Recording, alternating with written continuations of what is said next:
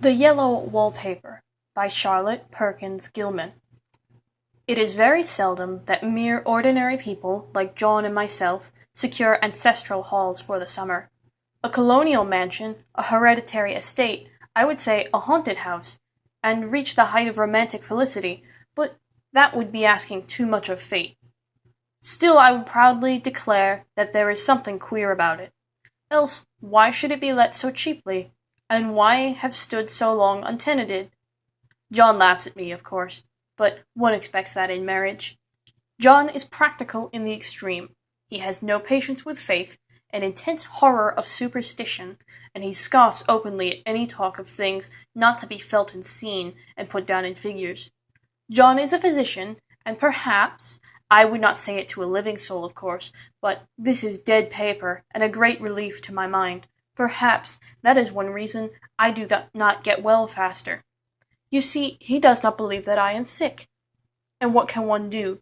If a physician of high standing, and one's own husband, assures friends and relatives that there is really nothing the matter with one but temporary nervous depression, a slight hysterical tendency, what is one to do? My brother is also a physician, and of high standing, and he says the same thing. So I take phosphates, or phosphites, whichever it is, and tonics, and journeys, and air, and exercise, and am absolutely forbidden to work until I am well again. Personally, I disagree with their ideas.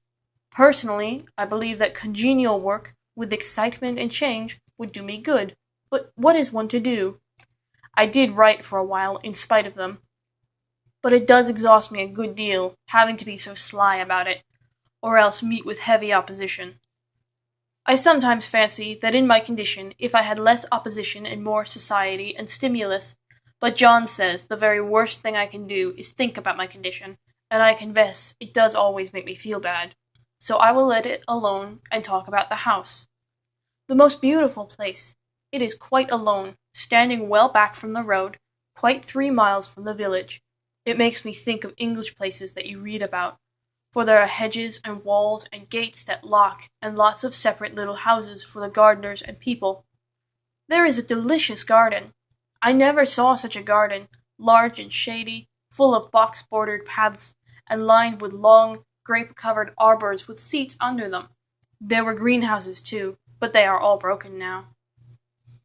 There was some legal trouble, I believe, something about the heirs and co-heirs. Anyhow, the place has been empty for years. That spoils my ghostliness, I am afraid, but I don't care. There is something strange about the house. I can feel it. I even said so to John one moonlit evening, but he said that what I felt was a draught, and shut the window. I get unreasonably angry with John sometimes. I'm sure I never used to be so sensitive.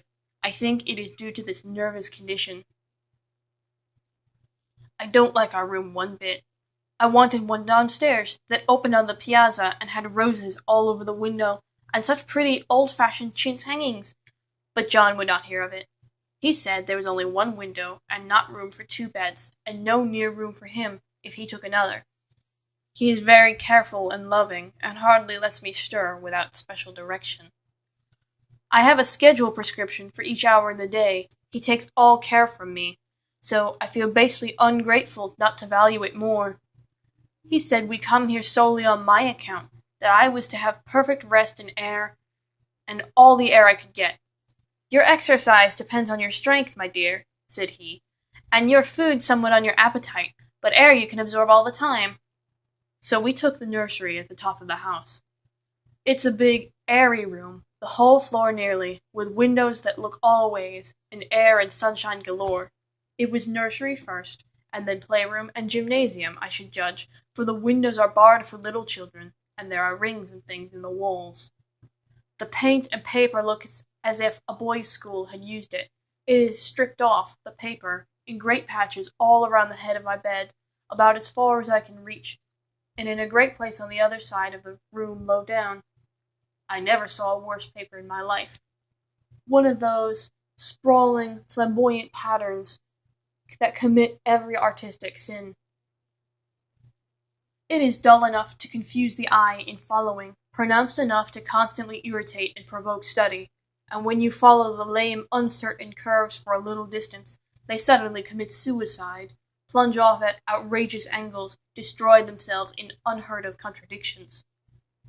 The color is repellent, almost revolting, a smoldering, unclean yellow, strangely faded by the slow-turning sunlight.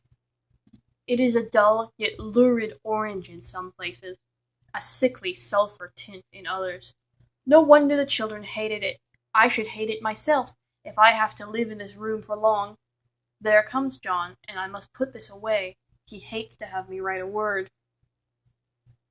We have been here 2 weeks, and I haven't felt like writing before, since that first day.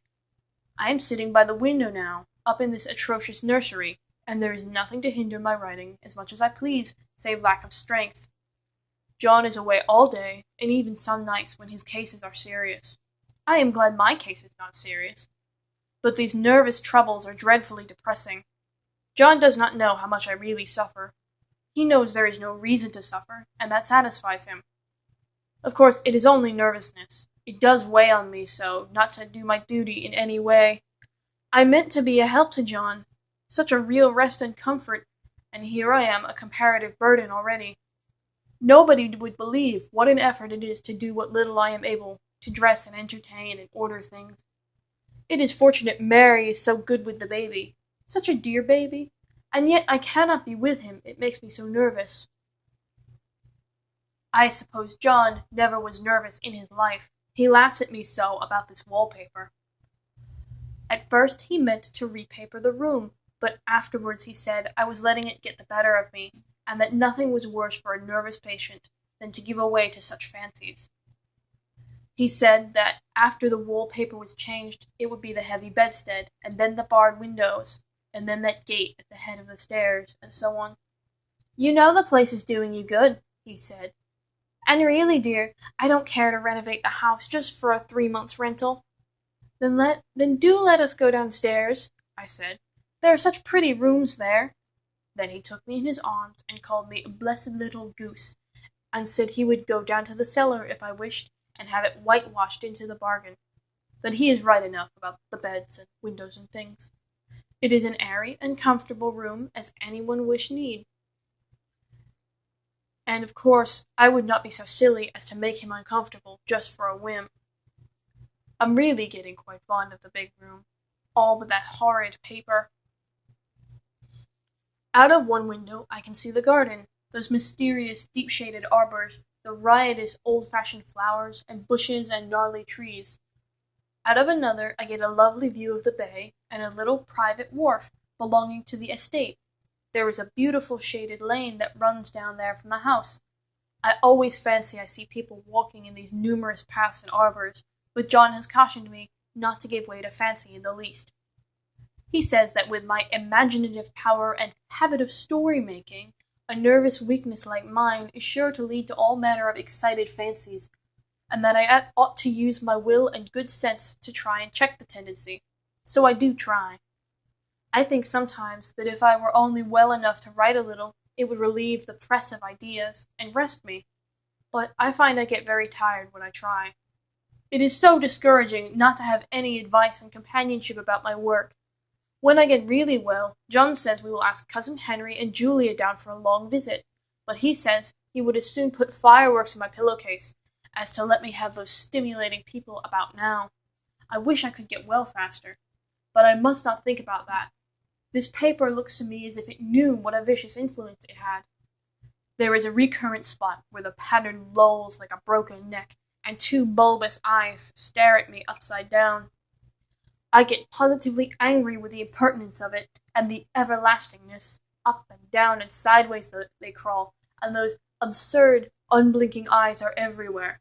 There is one place where 2 breadths don't match, and the eyes go all up and down the line, one a little higher than the other. I never saw so much expression in an inanimate thing before, and we all know how much expression they have.